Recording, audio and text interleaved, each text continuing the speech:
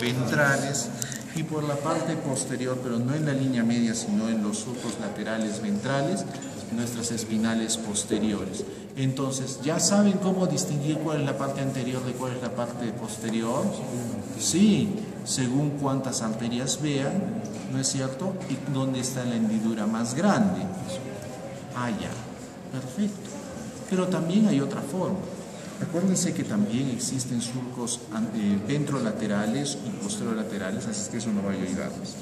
Si nosotros agarramos y la médula desde la parte superior, nos vamos a dar cuenta de que mide unos 45 centímetros, por ahí, dependiendo de la altura de cada uno también. O sea, eso es un dato inocuo, distractor, ¿ya? Pero tiene dos engrosamientos, sobre todo donde deben de existir más somas y cuerpos y acciones neuronales. ¿Dónde tendríamos eso? En miembro superior y en miembro inferior. ¿Listo? Porque tenemos que controlar más músculos, porque los somites son más grandes. ¿Ya? Es decir, la división necesaria de controlar en la economía es más grande. ¿Ya? Por eso tenemos esos dos engrosamientos. Muy bien. La otra forma de distinguir también cuál es anterior y posterior es que agarramos y cortamos transversalmente nuestra médula. Bueno, pero no nos adelantemos, sigamos en la parte externa, ¿no es cierto? Entonces, hemos visto que nuestra médula va a estar cubierta por las leptomeninges, ¿ya? Y cuando y por estos surcos laterales, por la parte anterior van a salir los filetes anteriores, por la parte posterior los filetes posteriores, y van a ver que salen agrupados en números de 4, 5 salen, 4 fibritas que se van a unir en la parte anterior y en la parte posterior.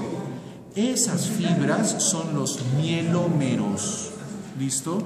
Y las fibras que salen de la parte posterior cuando forman su mielómero van a llegar a un engrosamiento, un ganglio, donde en sí en realidad se encuentra el cuerpo neuronal de esa neurona sensitiva, porque las raíces posteriores son sensitivas, las anteriores son motoras, ¿listo? ¿Ya? Y después de que hay ese ganglio, antes de la salida, cuando se unen las dos raíces, ahí aparece el nervio raquídeo. Y ese acompañamiento antes de la salida va a estar recubierto de todas formas de leptomeninges, y eso se llama por mientras epineuro, pero se va a continuar después como neural. ¿Quedamos? Entonces, ya hemos visto cómo sale.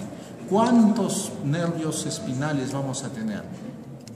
31, ¿ya? Entonces consideremos de que hay un cervical más, aparte de las 7 vértebras cervicales. Son 8 cervicales, por eso tenemos 31. ¿Ok? Ahora, tenemos que considerar que en el desarrollo embriológico, el tubo neuronal se cerró, comenzó a desarrollarse médula y también el tejido mesenquimal que ha formado, ¿no es cierto?, las vértebras y los músculos y las porciones de cuerpos en cada sección, ¿no es cierto? Y que el tejido mesenquimatoso ha crecido mucho más rápido que el tejido nervioso. Y entonces se darán cuenta que los primeros nervios, los 2 o 3 primeros, no solamente salen horizontales, sino de que salen casi angulados hacia arriba. Y esto es el caso del onceavo par craneal. Ahora sabemos que onceavo par craneal sale, ¿no es cierto?, desde donde C4, C6, ¿no es cierto?, hacia arriba para volver a entrar, y los otros cervicales están saliendo horizontales y poco a poco se van a ir angulando hacia abajo hasta que se acaba la médula. Cuando nosotros nacemos, ya la médula está en L2. ¿Okay? Algunos dicen L3, en la guía dice L3, pero en realidad también en el libro dice L2. Sí puede estar en alguno de estos. ¿Ya? Entonces se darán cuenta que los nervios que tienen que inervar la punta de mi primer dedo del pie tienen que recorrer de L2 hasta por lo menos segmento L o S, ¿no es cierto?, plexo lumbosacro, ¿listo?, para recién salir. y eso lo van a recorrer a través de, dentro de taquimeninges, de dura, en un saco medular, ¿no es cierto?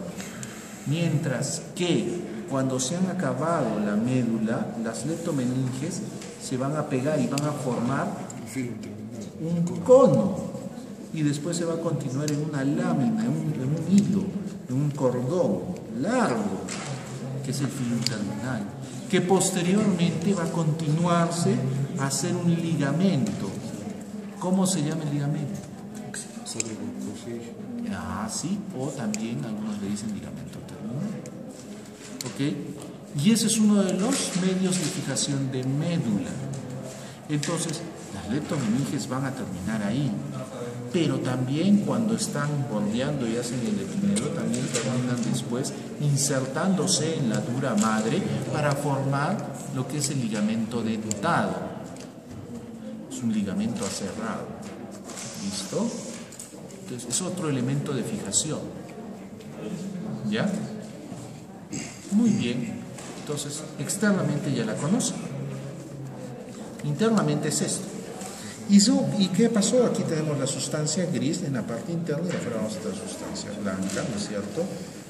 Y en la parte posterior, en los segmentos superiores, nosotros vamos a tener una división y este se va a llamar, estos son los cordones posteriores, ¿se dan cuenta? Entre los surcos posterolaterales van a estar los cordones posteriores, entre los surcos laterales anteriores y posteriores están los cordones laterales y por dentro van a estar los cordones anteriores. ¿Quedamos? Acá atrás vamos a tener el fascículo gracilis y por acá vamos a tener el fascículo cuneatus.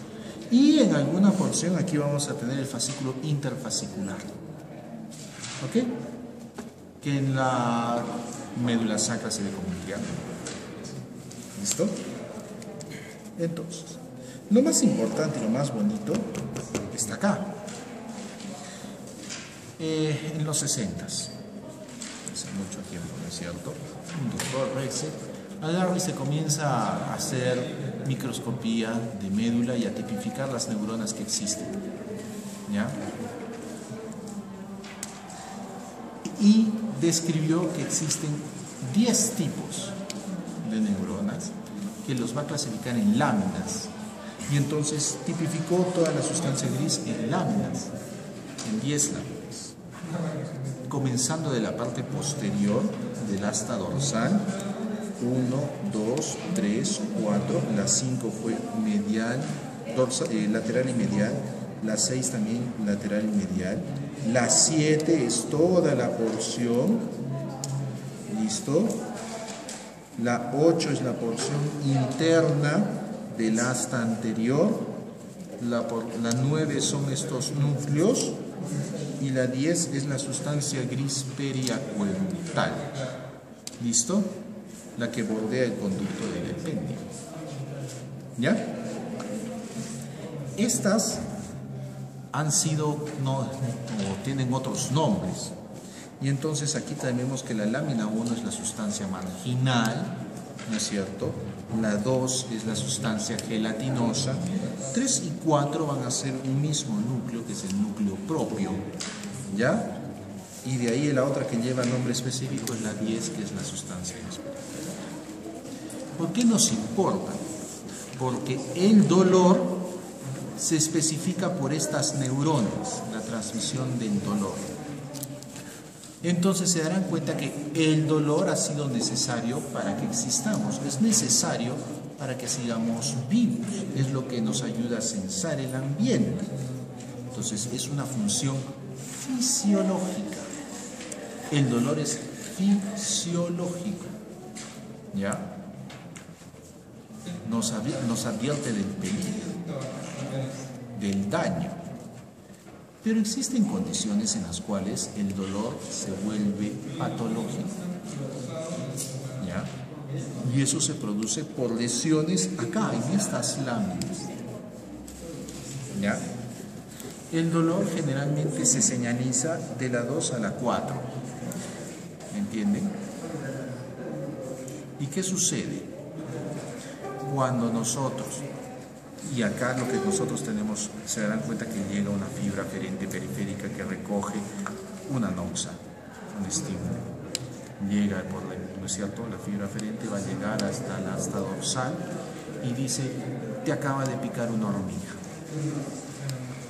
Listo. Entonces, acá nosotros, entonces la médula controla y dependiendo de cuán fuerte sea el estímulo, lo decide si tú debes de ir para arriba o debes de quedarte acá y extinguirte. ¿Se dan cuenta?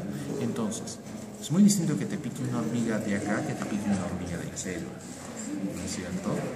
Entonces, que te pique una loxoceles, una araña de casa, y te pique un zancudo. Entonces, si se te necrosa el pedazo de piel, o si te quemas, se dan cuenta. Entonces deciden, no, tienes que mandar la señal arriba. Tu economía está en peligro. Entonces va a hacer que esta señalización ascienda por el mismo lado los siguientes dos segmentos, de ahí decruce sus fibras y de ahí mande hacia arriba la señalización. Pero también lo que agarra es, hay neuronas, se darán cuenta, las neuronas se excitan o se inhiben. Y cuando hablamos de dolor, los aminoácidos excitatorios son los que permiten el dolor. Y de estos, el mayor representante es sustancia B. ¿Ya? De ahí viene el calcio. ¿Ya? Estos permiten que haya señalización. Quien inhibe es GABA, las neuronas GABAérgicas. Se darán cuenta. Entonces, GABA es inhibitorio. Y entonces se darán cuenta que en este segmento no solamente tenemos neuronas que llegan acá y de acá se van arriba y de aquí y llegan al sistema nervioso central, sino que aquí tenemos neuronas que van a saltar de una lámina a la otra, entonces son interneuronas. Y estas interneuronas pueden ser excitatorias o inhibitorias. Entonces, dependiendo de la calidad del estímulo, nosotros podemos extinguirlo acá en médula o amplificarlo y señalizarlo hacia arriba. ¿Listo? Entonces, se darán cuenta que esto nos ayuda a explicar muchas cosas. Las vías del dolor no solamente se señalizan por estos aminoácidos, también se señalizan por histamina. ¿Ya? Si ustedes leen Jairo y dicen, ¿cuántos autores creen que los sistemas histaminérgicos señalizan dolor? No es de que creen, señalizan dolor. Los sistemas histaminérgicos señalizan dolor. Y el prurito es una escala del dolor, es un tono de dolor. ¿Se darán cuenta? Porque cuando el prurito se hace más fuerte, duele. Una cosa es que te pase con un pelo y otra cosa es que te pique una araña que también te vas a liberar histamina. ¿O alguna vez no les ha picado un mosquito o un zancudo que la picadura en lugar de picar, de escocer, ya duele, arde?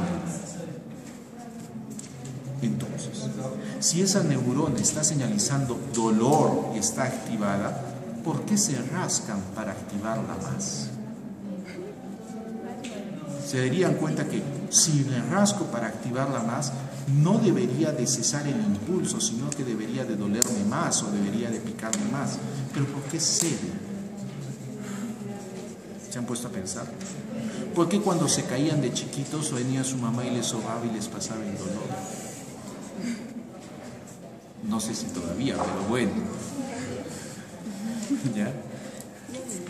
Ah, del Carpio ya no lo somos mucho, pero bueno. Muy bien. ¿Por qué? Se darán cuenta que existen campos receptivos. Y entonces no es de que desordenadamente cada neurona llega y todo se desperdicia por todo lado de la piel y eso es un mismo nervio. No. Existen especificaciones para cada neurona en cada punto de la piel y cada neurona sensa un pedacito de piel y esos pedacitos de pieles están rodeados de otros campos neuronales y entonces cuando nosotros activamos los otros campos neuronales, entonces somos capaces de inhibir a través de estas conexiones el dolor que se nos está produciendo, el escozor. Se darán cuenta y entonces por eso nos calma cuando nos sumamos. ¿Listo? Cuando estas neuronas dejan de recibir alguna señal, dependiendo de no se encuentra en la lámina 4, en la lámina 2, por ejemplo, ¿Por qué? Porque se cortó el nervio, porque vino el pobre panadero y estaba metiendo la masa y vino y la molienda le sacó el brazo. Y eso pueden verlo, o le sacó la mano, eso pueden ver en emergencia. O vino, no es cierto, un bombazo y le quitó una pierna, o por otros motivos, pues, estuvo en un accidente de carro y perdió una mano al paciente. Siguen sintiendo, pero no solamente siguen sintiendo la mano, sienten que duele la mano. ¿Se dan cuenta? Entonces, ¿cómo es posible sentir dolor específicamente en un lugar que ya no existe en el cuerpo? Ya no tengo esa mano, pero me sigue doliendo el dedo índice. ¿Se dan cuenta? ¿Por qué? Porque acá esas dendritas dejaron de señalizar, se murieron, y entonces de la lámina 4 acá saltaron arborizaciones y comenzaron a llegar acá. ¿Se dan cuenta? Entonces, se crearon conexiones aberrantes entre lugares que antes no deberían de estar conectados, y entonces siento que mi mano todavía existe, y siento que mi mano que ya no está ahí todavía duele. Y es más, tengo que tratar el dolor, que es imposible vivir con ese dolor. ¿Listo? Entonces, esa es una de las porciones por las cuales podríamos explicar el libro fantasma. Ahora, ¿por qué existe el dolor referido? Porque en estas neuronas también existen, les he dicho, neuronas, interneuronas, ¿no es cierto? Pero también existen neuronas intercalares, neuronas que saltan 1 o 2 espacios medulares, se dan cuenta, y que pueden ser tanto excitatorias como inhibitorias. Y entonces, como saltan y esas se mantienen todavía en el mismo lado, entonces se darán cuenta que señalizan dolor en otro lugar. Y es, por ejemplo, que cuando se aprietan el codo, duele un poco más arriba, o si no, cuando duele la vesícula, duele el hombro derecho, o cuando hay un infarto, duele el hombro izquierdo, dependiendo, o la boca del estómago, dependiendo de cada cara. ¿Se dan cuenta? Entonces, esa es base de dolor referido. Les encanta esa pregunta. Dime. En el caso de una persona, por ejemplo, que tiene una hernia, digamos, en la región lumbar, pero el dolor lo siente en la rodilla, digamos, la hernia está en el lugar derecho, la hernia se siente en la rodilla. ¿La hernia la tiene en el lugar derecho y le duele la rodilla izquierda? ¿Cómo? Sí, en mi caso, ¿ya? Yo, por ejemplo, tengo 2 hernias en la región lumbar. Sí, les causé de chiquita por traviesa. Entonces,